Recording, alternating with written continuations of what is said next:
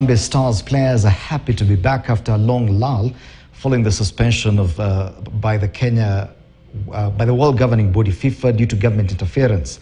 They believe they have gelled well this time round under coach Takish Engin Firat.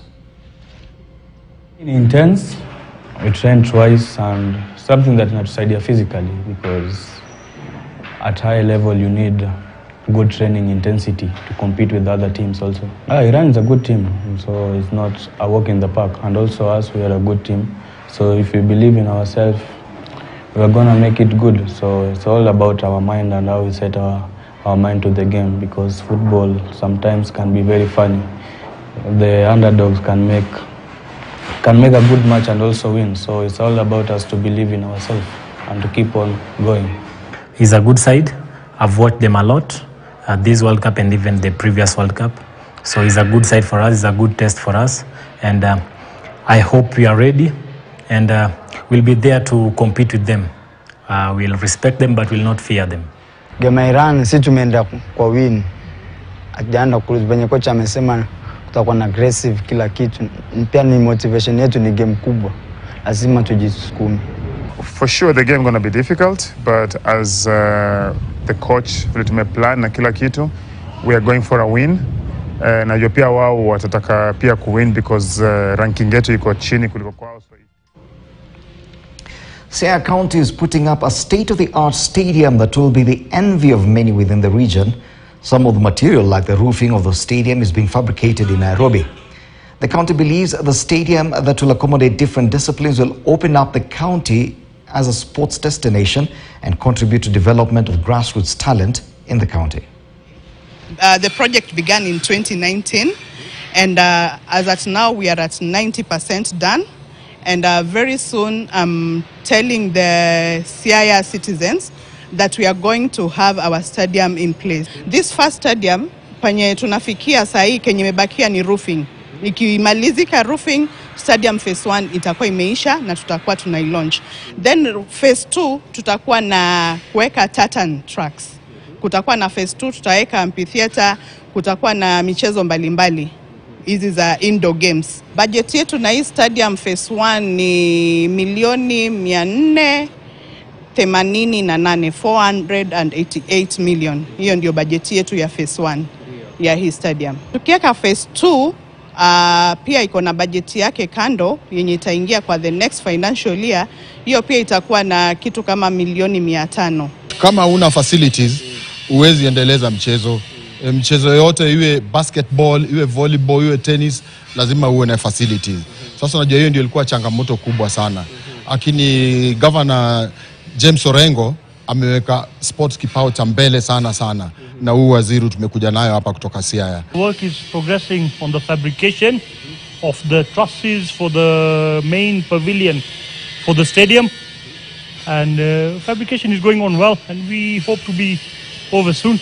Every stage of the work is being monitored by the engineers and the client.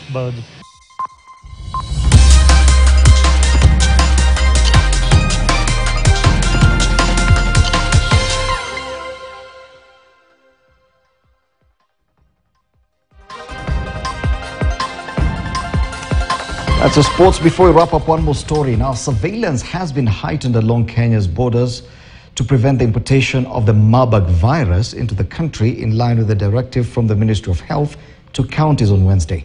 Tension, however, remains high among some residents from the border towns who want surveillance scaled up to ensure the virus does not seep through the porous borders. Gloria Milimo reports.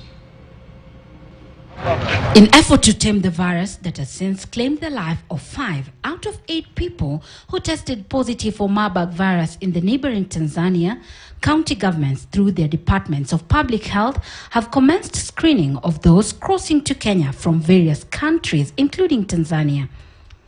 In Busia County, surveillance at the Busia-Uganda border has been heightened, with county government leveraging on knowledge obtained to handle Ebola during the outbreak in Uganda to stop the disease in its tracks should it find its way in the country. Similarly, the previously trained health workers on Ebola management have been activated to oversee the screening exercise in the county. We are beefing up Alupe Hospital which was one of our COVID, which was at a COVID center. We are actually going to go there and see what, how we can prepare it better in case of any symptoms detected among our residents. The county also plans to rope in its 2,190 community health volunteers in its infection prevention exercise, who will play a critical role in sensitizing the public on the disease. Tangu ni kuomba serikali kuu na serikali yetu ya gatuzi kwamba kuweza kuelimisha umma juu ya hatari za ugonjwa huu. Jambo kuu ni kwamba tusipoelimishwa hakuna lolote tunaweza fanya. And you're going to be using the CHVs. We're going to be calling them up for some sensitization, some training of some sort about the symptoms that this Marburg disease manifests. And then we're going to see how they can move to the community and talk to them and create awareness. At the Namanga border in Kajiado County, the residents have expressed concerns over a possible importation of the virus from Tanzania, calling on the county government to beef up screening exercise of everyone accessing the country through the border. Hii mpaka ni mpaka kubwa. Madereva wanatoka nchi za mbali, Afrika Kusini, Malawi, Zambia, Tanzania, na hii ndio kivukio kikuu. Tunaomba serikali kama sisi wakazi wa hapa tuna hofu kubwa iweze kudhibiti kama vile ilivyoweza kudhibiti corona. As the counties play their part in keeping the virus at bay, the Ministry of Health says it is adequately prepared to prevent or tackle the virus should it make its way to Kenya, calling on members of the public to remain vigilant and report any suspected cases to facilitate a quick response. Gloria Milimu, KTN News. And that report by Gloria Milimu brings us to the end of this edition of KTN Prime. On behalf of the entire team behind this broadcast, including our sign language interpreter this evening, Damian Evans, good night.